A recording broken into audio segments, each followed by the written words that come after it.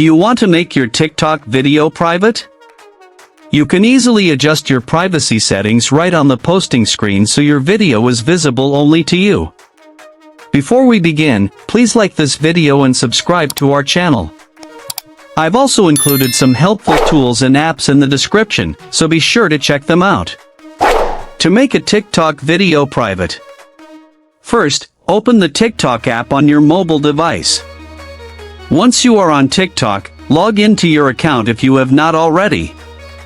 Now, tap the plus icon at the bottom of the screen to create a new post. From here, record a new video or tap upload to select a clip from your device gallery. Once selected, tap next to move through the editing screen until you reach the final post screen. On the post screen, locate and tap Who can view this post. From the Privacy Options menu, select Only You. After selecting Only You, add your caption, tags, and cover image if desired. Finally, tap Post at the bottom to publish your private video to TikTok.